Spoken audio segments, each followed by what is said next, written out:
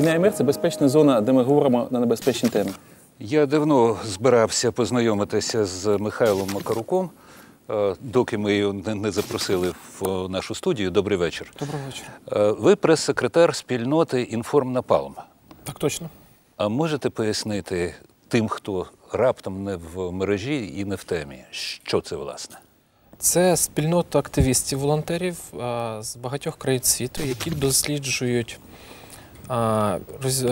які досліджують тематику осінт-розвідки. Тобто осінт-розвідка – це розвідка з відкритих джерел. Тобто це є фотографії соціальних мереж, ролики, те, що знімають інші телеканали. Ми детально це досліджуємо, вивчаємо, які зразки озброєння потрапляють в Україну з російської території, які військові службовці, яких родів військ до нас потрапляють. Чекай, це дуже круто і дуже кльово, але скажи, будь ласка, а що у нас немає спецслужб? Спецслужби у нас є, але ми виконуємо свою роботу, яку спецслужби не могли осягнути в повній мірі. Тобто, тому що у них ресурсів бракує? Чи, скажімо, важко навести фокус, важко відмовитися від традиції? На ваше питання можна відповісти дуже легко. А чому у нас почалась війна? В 2014 році. Суспільство було не готове, так само, як і спецслужби, як і всі. І певні функції, які не могли виконувати спецслужби, так само ми бачили волонтерський рух в Україні загалом, тилові служби, почали виконувати волонтери. Ми взяли на себе діяльність, яка пов'язана, зокрема, з осінт-розвідкою насамперед, а другий етап – це синдифікацію саме в російських військових. Оскільки кожна, на наше переконання глибоке, коли після нашої перемоги не повинно бути, знову це були, як в Чечні, єльцинські солдати, зелені чоловічки, офіцери ВКС РФ. Це має бути чітко встановлені персони, які мають стати перед судом і відповісти на всі свої діяння. Після того, як все закінчиться? Після нашої перемоги. Окей, але дійсно, якщо на початку війни народний тил, до якої ти просто маєш прямий стосунок, він в дечому замістив фактично всі силові служби, які тоді мали Збройні Сили України. Зараз цей стан трошки виправився, наскільки я розумію. Тилове забезпечення все-таки покращує, і народний тил вже менше, я так розумію, задіяний в волонтерській допомозі фронту. Але то, що стосується саме розвідки, невже за 3 роки війни у ГРУ чи у наших спецслужб не з'явилися такі подібні вам підрозділи чи ці рухи? І чому, якщо, скажімо, добробати, вони ввійшли в структуру, то ви таки залишились волонтерами? Давай я тобі спробую пояснити.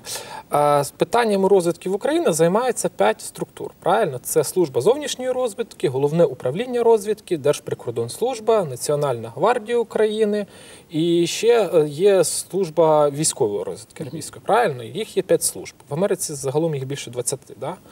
Але чи існує життя на Марсі, чи не існує, це невідома річ. Так само, як і робота спецслужб у сфері розвідки. Тобто, якщо вони роблять свою роботу, то вони не будуть її афішувати. І ми не будемо про це знати. Якщо вони її не роблять, ми так само не будемо знати і чути. Ми ж відкрите джерело, яке ми знаємо, що нас спецслужби читають як і наші, так і закордонних країн, і країни-агресора в тому числі, які відслідковують досить активно наші матеріали.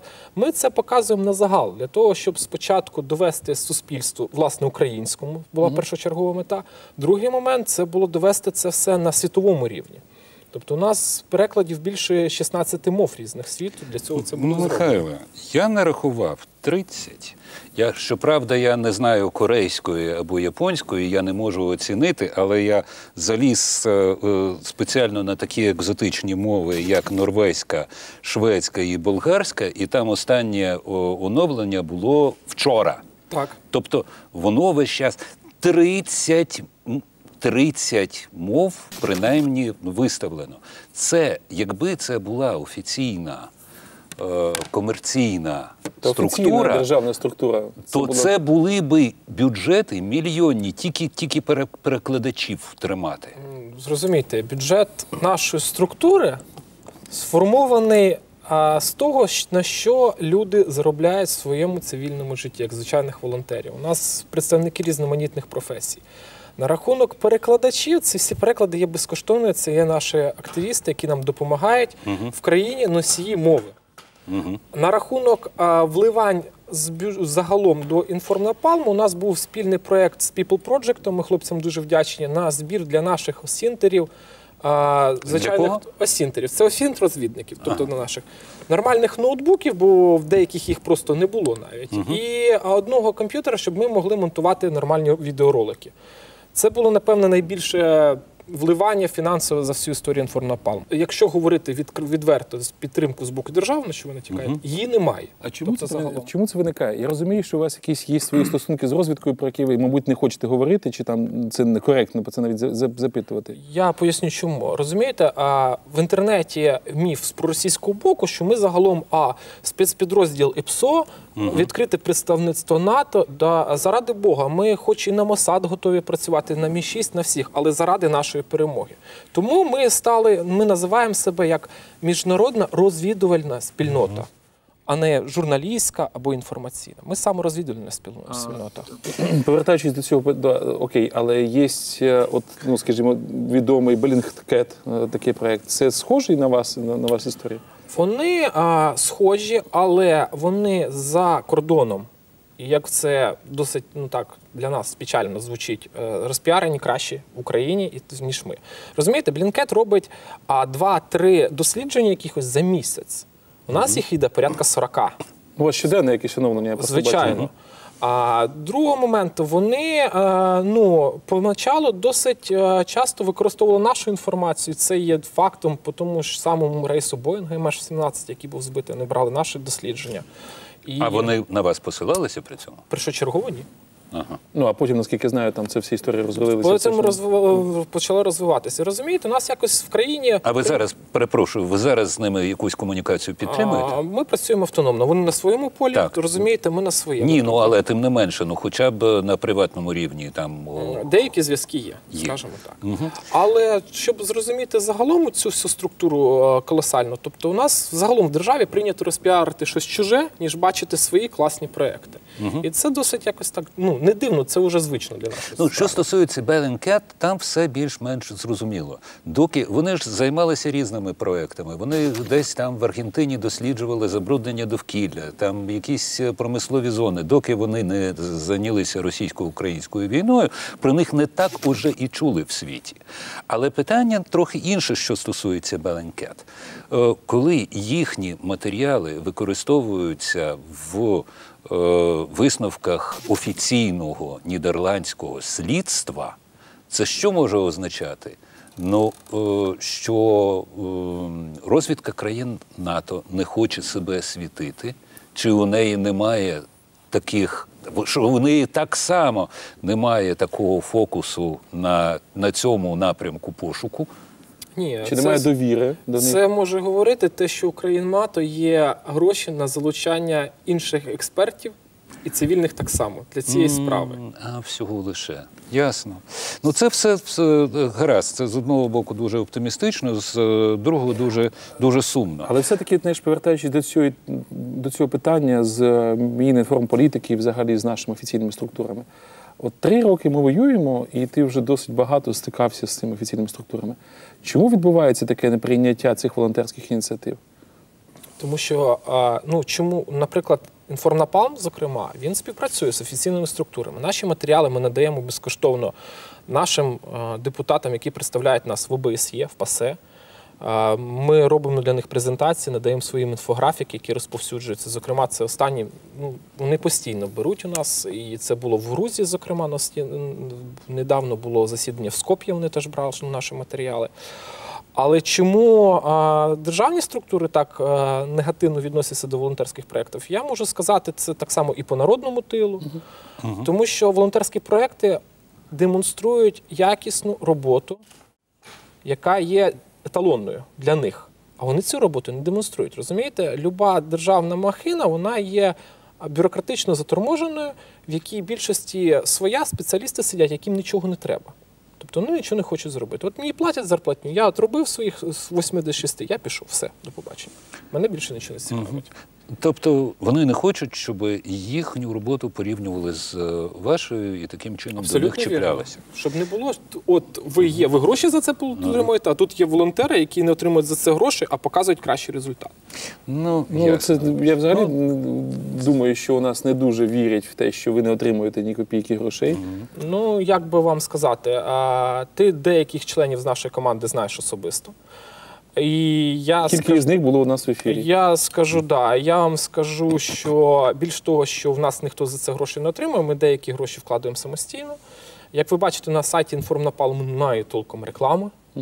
Тобто ми теж за це гроші не отримуємо. Ми не продаємо там, хоча у нас наші там топ-блогери, вони досить відомі в Фейсбук-спільноті, і вони могли б продавати там закриту рекламу, відкриту рекламу, але цим ми теж не займаємося. У нас є одна мета спільна. Ми хочемо перемогти. Скажіть, будь ласка, те, що ви називаєте OSINT, Open Source Intelligence, існує, власне, багато років. І я прочитав, що ще з 47-го року фахівці ЦРУ оцінювали кількість, відношення даних, які вони отримують з відкритих джерел до, власне, агентурної розвідки, як приблизно 80/20. Тобто 80% вони вже 47-го року. 76-го року один з фахівців НАТО оцінював кількість даних, які вони отримують з відкритих джерел, у 90%. Це було до інтернету, до соціальних мереж. Тобто це означає, що сьогодні така інформація може бути 99,9. Звісно, що ви не можете там, припустимо, знайти рецепт ракетного палива або там якусь... Можете. А мені подобається це обличчя. Не факт. Не факт. Ага. Звичайно. Ми живемо в століття інформаційне, правильно? Воно зараз має таку назву – інформаційних технологій. А загалом можна говорити про наші результати, які можна видно. Тобто більшості ніхто не вірив, що до нас в Україну будуть такі новинки російського ВПК. Тобто ми дослідили, до нас заїхало більше 30 зразків російського озброєння. Це не радянський брухт. Це новітнє російське озброєння. Ви маєте на увазі на Донбас. На Донбасі саме. Це ми говоримо про Донбас. Воєнторг. Ми не говоримо про Крим, ми говоримо лише про Донбас. Це новітні розробки. І коли за ними намагаються, деякі з них не прийняті навіть на озброєння, і коли за ними ганяються розвідники, щоб знайти, де вони, ми знаходимо їх, наприклад, в відкритих джерелах. Тому такими прикладами є радіолокаційні станції «Житель», «Ртуть», машинорозмінування, новітні зразки озброєння по типу «Газводнік» легкої броньованої машини, новітні системи їхні РЕБовські, радіоелектронної боротьби і інші комплекси. Тобто це досить реально. А на рахунок, ви спитали, рецепту ракетного топлива. Розумієте? В чому ось біда? Ми не знаємо, чи якийсь там солдат-контрактник, чи якийсь офіцер, чи не стрельне йому в голову зробити фотографію і викласти в соціальну мережу цей рецепт. Ми будемо тільки раді. А невже неможливо заборонити, якось зробити так, щоб люди не користувалися соцмережами? Це неможливо. Ти маєш на увазі російську армію? Немає значення. Українське. Тому що, дивіться, те, що ти розказуєш, це означає, що і зворотно інша сторона, вороги, так само відслідковують нас. В них є щось, якийсь аналог «Інформнапалму» чи щось інше? В них є їхні центри ІПСО, яких по Україні працюють тільки по Україні. Ми не включаємо сюди Крим, близько 5. Державні. Це мається на увазі на Україну. На Україну, на Україну. Які, звичайно, працюють, які, звичайно, досліджуються. Але якось, зрозумійте, у нас воно не буде мати такого резонансу, як з їхнього боку. Ми воюємо на своїй території, і ми маємо право переміщати війська, як ми бажаємо. Правильно? Маємо розміщувати техніку захисного характеру. Все. У них же це має більше негативний вплив, тому що русських військ на Донбасі нет. А озброєння потрапляє щоразу з новітніми технологіями, яких в більшості навіть російські частини не бачили, що воно існує. Чекай, але це все рівно, якщо питання довіри до вас. Якщо Bellingcat, значить, використовується в офіційному дослідженні голландської, значить, комісії про Боїнг, то ваші дослідження, ви думаєте, мають шанси? Використовує офіційна делегація України в ОБСЄ ГІПАРи. Так. Так. Але от це біда і Bellingcat, і ваша. Коли голландські слідчі надали, причому розписавши, навіть зробивши інфографіку, анімацію, то офіційні російські особи заявили, та все це взято з інтернету, і йому віри немає. Це не аргументи, це не докази. Зрозумійте, коли йде наше оцінне дослідження, наприклад, по тому, що МС-17, коли воно було, а ці всі дані підкріплювалися фактами. Ця фотографія була опублікована таким-то військовослужбовцем. Він знаходиться, згідно цих даних, по іншим джерелам, на службі в такій-то, такій-то бригаді, в такому-то, такому-то полку, такому-то, такому-то зводі Збройних сил Російської Федерації. Для того, щоб було збито цей Боїнг, потрібно було мати радіолокаційні станції відповідні. І також спеціальна станція радіолокаційна, яка відносилась до БУКу. БУК – це цілий комплекс, це ж не одна машина. Було досліджено аеродром Міллерово, де було це все показано. 4 типи радіолокаційних станцій. Ту саму машину наведення БУКу було показано в тому Міллерові від іншого військовослужбовця. Було сопоставлено факти. Було проаналізовано те, що стоїть на озброєнні, який дається діапазон, те, щоб вони уловили цей Боїнг, які характеристики були зроблені. Мало того, були фотографії свідків і очевидців, відео, фотофіксація. Тобто це все по годину було розписано і розказано, як він заїхав, яким чином він був, як він потім був евакуйований оттуда. І якщо на даний момент слідчі прокуратури використовують дані факти і підтвердити можуть навіть тобто, правдивість цих фотографій, якщо фотографія зроблена з різним періодом в одному і тому самому місці, де фігурує одна ж та сама машина, яка перевозила, одна ж той самий вид озброєння, і ті самі, кожна машина озброєння має свій ідентифікаційний номер, за яким ми вичисляли, то це все реальні факти. А на рахунок того, що сказали росіяни, розумієте, у нас спочатку цей Боїнг збив, спочатку був не збитий не Боїнг, а український Ан, після цього його збив винищувач Су, після цього це загалом було... Штурмовик, так. Да. А після цього це загалом був незрозумілий натівський літак, забитий трупами, так. А потім ми почали їсти з вами снігурів. Тобто, ну... Михайле, а от є прецедент, коли такі докази з соціальних мереж були визнані доказами в суді, тобто якийсь юридичний прецедент, на який далі, навіть психологічно, я вже не кажу, що законодавчо, можна далі посилатися. В Штатах, в їхніх судах такі прецеденти були неодноразово. Є. Звичайно. Навіть був випадок досить кумедний, коли з Google Maps, знімаючи супутник, він зафіксував, ну, так би мовити, досить важке правопорушення, яке було потім досліджено. Тоді питання виникає зустрічне. Я не можу собі не уявити, що на тій стороні не сидять такі самі волонтери, задурені пропагандою, і не полюють на нас.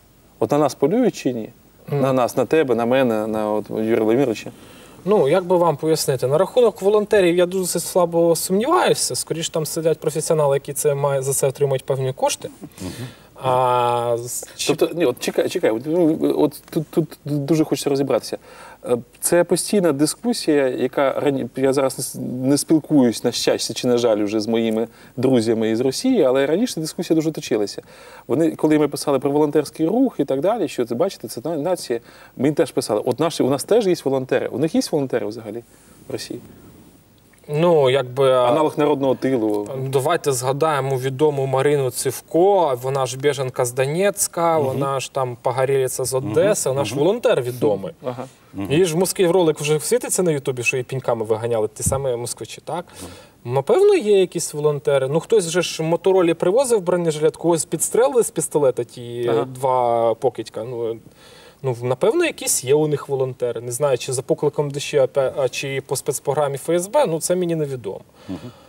Ну, можна сказати, є, так, звичайно.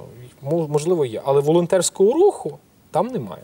тобто Ясно. саме рух. Ну, от, власне, повертаючись до питання, чи вони відслідковують взагалі нас? Тобто вас особисто, нас? Чи Ви ж реально? теж є у мережах, Фейсбуці, Звичайно, так? ми це озвучимо. Давайте скажемо так, є досить цікаві статті, були опубліковані на російський сайт там, щодо нашого відомого блогера Романа Бурко, де писали, вже йому дали чи 3, чи 4 посади, і чи 5, чи 6 нових імен, що він відношення має до Сил спеціальних операцій України, а потім до Служби безпеки України, потім до розвідувального офісу НАТО в Україні. Тобто, хлопці, ви там якось оприділіться, вас благаю, тому що ми не знаємо, з чим Рому, з яким днем, з яким святом нагороджувати чи поздоровляти. Між іншим, Романа Сущенка теж нагородили полковником званням полковника ГУР. Я маю на увазі кореспондента Укрінформу. Рома мене переплюнув. Мені як мінімум, значить, поки що 3 спецслужби приписували. Значить, у Роми, я так розумію, там 5 чи 6 вже. Так, і там вже іноземні в тому числі також. Мені теж казали, що французи, мабуть, з французами пов'язані. Не знаю чому. Хто його знає? Все ж таки, що стосується полювання на вас, зокрема, є наші хакери, які зламують їхні сайти. Інформнапалм зламували? Ні, але ми знаємо, точно бачимо по лінкам і логам, що нас читає досить активно і Головне управління розвідки Російської Федерації, і Служба безпеки, Федеральна служба безпеки Російської Федерації. Вони, скажімо так, ми за ними наглядаємо, вони за нами. Тобто йде такий двосторонній обмін з інформацією, вони дивляться за нами, ми за ними. Михайло, тут, значить, тут, чесно скажу, дуже практичне питання. І воно дуже просте і дуже побутове, я би так сказав. Да? Коли я дивлюся на діяльність вашого ресурсу, я розумію, наскільки небезпечним є те, що ти пишеш чи публікуєш в соціальних мережах для тебе особисто, якщо тобою зацікавляться, скажімо так. Я знаю, що в Росії було дуже багато прецедентів, особливо після Чеченської війни, коли фізично вбивали від Шаманова до там простих людей, простих солдат, які там воювали. Я дуже боюся, чесно скажу, що така історія можлива в Україні. Ну, як би вам пояснити? Наша спільнота доволі закрита, наскільки ви знаєте. А по-другий момент, у нас є офіційний спікер, який представляє її, але в зв'язку з тим, що ми дбаємо про свою безпеку, навіть спікер не знає всіх.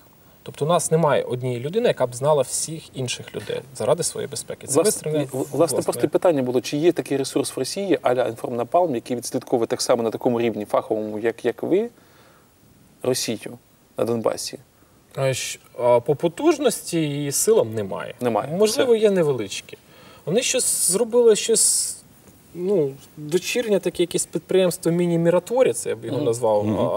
Трибунал, так. З чим я тебе вітаю, ти там вже давно, так само, як і я. Але це сміх і гріх, те, що вони поробили. Тобто, звичайна фотка, вставляй кого хочеш, того і пиши. От і все. Михайле, ми знаємо, принаймні з преси, якщо не зсередини, якщо не з цього середовища, то з преси, що на Заході, в Європі, в Північній Америці спільноти хакерів, вони зазвичай дотримуються таких специфічних лівих переконань, вони, починаючи з найвідоміших хакерів, які викладають там дані АНБ, там ЦРУ, і вони не дуже схильні орієнтуватися на цінності держави, в тому числі там Сполучених Штатів Америки. Чому так сталося, що у нас, якщо ці хакери з вами співпрацюють, то вони фактично працюють на державу Україну? Тому що вони хочуть жити в країні, де є мирне небо над головою. І тому що вони хочуть перемоги. Розумієте, ця війна, вона зачепила, напевно, кожну свідому сім'ю в цій країні. А ці хлопці так само хакери чи наші синтерів. Хтось з них воював особисто, хтось допомагав, хтось когось, його близькі, знайомі, друзі були. І не залишилось байдужих людей.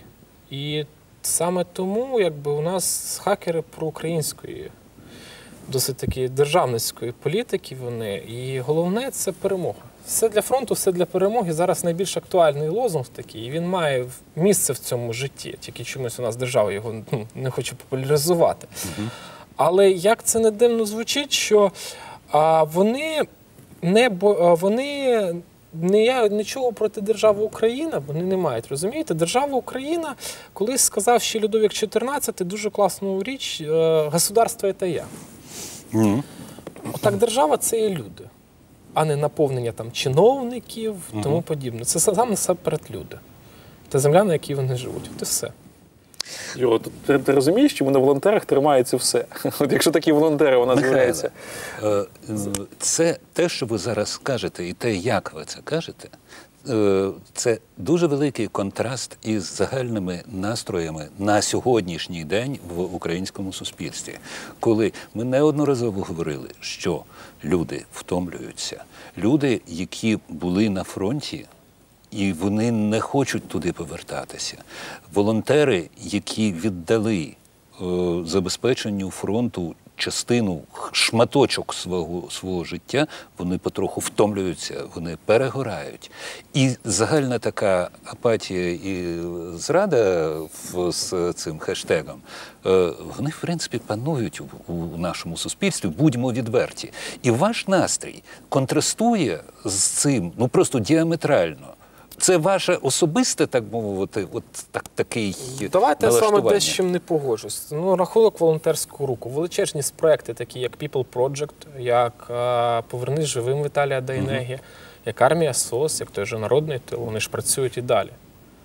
Да, є менші обсяги допомоги, оскільки і країна в стані війни, яка воює. Да, і люди побідніли. Давайте назвати речі своїми іменами за цього. Але вони надалі допомагають, вони працюють.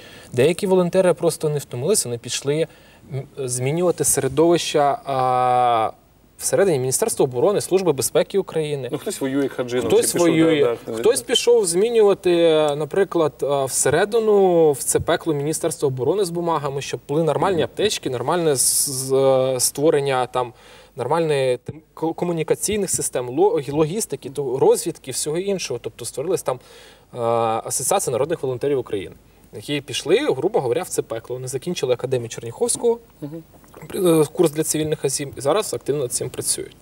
Тобто, частина волонтерської спільноти зрозуміла, що хватить бути п'ятою лапою для собаки, потрібно собаку не підтримувати, а лікувати. Вони пішли її лікувати. А те ж саме можна сказати про інших вояків. В більшості своя, якщо це були добровольці, які ходили в першу хвилю, другу мобілізації, Євген не дасть мені збрехати, що вони або зараз волонтерять, або допомагають своїм побратимам, або ж далі воюють. Але в якості вже інструктора, в якості командира певної ланки. Просто якийсь ти проходиш шлях і вибираєш. Так, і з кожного шлях свій. Я скажу більше, що я розумію людей, які відійшли від військової справи, оскільки красиво про війну може розповідати той, хто на ній не був.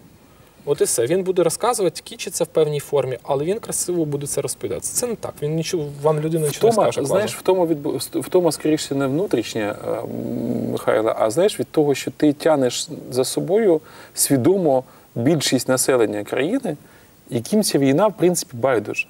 Женя, згадайте Майдан. На Майдан прийшло порядків 5% населення України. І змінило все. І змінило все. Так само, це в будь-якому соціумі це існує... співвідношення абсолютно в розвиненій і нерозвиненій, багатій, бідній, європейській, азійській країні. Це все одно там 5, можливо, максимум 10% активних, да?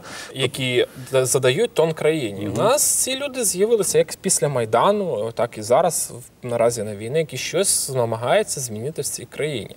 І коли всі кричать зрада і нічого не змінюється, люди, вони зрозуміли головного, країна змінюється з людей. У нас прийшло молоде покоління, вже підходить, яке не знає, що таке Радянський Союз. Росія для них щось таке страшне і загалом незрозуміле формування, які бажають і хочуть працювати на своїй землі. Вони щось створюють. У нас загалом в Україні не було такого поняття, як IT-галузь. Вона зараз прибуток дає, чи не один із більших країн експорту. Тобто війна дала рух для можливості створення нових інноваційних тем. Тій самій легкій промисловості, вибачте. Ви бачили, що раніше ми починали війну, у нас не було де купити нормального військового взуття. І зараз форми. З цим зараз проблем загалом немає. І я знаю десятків волонтерських ініціатив, які це зробили. Абсолютно вірно. Тобто, причому це покриває фронт від усього. Починаючи в Україні, на базі волонтерів робиться від шкарпеток, трусів, взуття до безпілотних літальних апаратів, Юра Касьянов той же сам, так? До систем арт-наведення, до... Тарас Руті, Там же ж до своїх розробок військового ВПК, від броньованих автомобілів до певних систем озброєння. Зараз ми знову перейдемо до улюбленої Жаніної теми, що волонтери тримають на собі те, що мала би тримати держава, і розбещують відповідні державні структури. Ви неправильно формуєте думку. Це було раніше. Зараз волонтери стараються зламати державні структури для того, щоб держава змінювала те, що вона має функції, обов'язки на себе виконувати. Я трошки хочу змінити перед фіналом тему і питання. А що, вже все? Майже. Я чую офіційну зараз інформацію, не маючи сильного великого доступу до неофіційної інформації, те, що відбувається на Донбасі і в Криму. А що там відбувається зараз, от з точки зору із інформнапалма, от вашої розвідки спільноти? Розкажіть нам, будь ласка, що там зараз реально? Там що, росіяни, там хто там зараз? На даний момент те, що ми проводимо по своїм усім дослідженням, російські кадрові військові проводять постійні ротації з залученням нових озброєнних техніки, з обкаткою нових озброєнь техніки, з використанням зразків озброєння, які не були ще прийняті на загалом на військове озброєння. І там це такий свого роду навчальний полігон, який контролюють кадрові військовики. Оця вся, так би мовити, шобла, яка зібралась там з місцевого люмпмену і тих, що понаїхали, включаючи кримінальні елементи, вони виступають в ролі такого живого щита. Гарматне м'ясо? Абсолютно вірно, якого нікому не шкода. І ось вони проводять такі ротаційні дії. На військовому мовленні зараз там вони щось намагаються зробити на рахунок такої стабілізаційної операції. Але ж у нас є інший фронт роботи. Ми конкретно працюємо по Сирії. Ми опублікували дані 116 пілотів Російської Федерації з номерами бортів, які беруть участь в цій сирійській операції. Тобто це документально по кожному відводу. 116 екіпажів чи так, російський новинний канал сказав, що ці факти становлять державну таємницю та загрозу для них. Так, бо ми опублікували, де вони мешкають, де їхні бази, хто вони такі, справжні прізвища. І це перекладено на арабською мовою. І це перекладено, звісно, і на арабську мову. Тобто наш ворог, він ворог скрізь. І навіть в космосі він буде нашим ворогом. І хай начувається скрізь. А дуже легко, щоб це були, знаєте, якісь зелені чоловічки, а після тих звірств, які вони зробили в Алеппо, коли діток маленьких виносять знести фактично місто з міста. І вони кажуть, що ми не використовуємо ні касетних бомб, нічого, а там світяться на фотографії зовсім інші. Хай вони відповідають потім. Але тепер є точна база хто. 116 пілотів ми опублікували якраз до річниці початку російської операції в Сирії. Що для тебе перемога України в цій війні? Повернемо Крим, за ним Кубань. А далі Дніпро, пам'ятаєш, як співав? І проженемо москальську срань. Дякую тобі.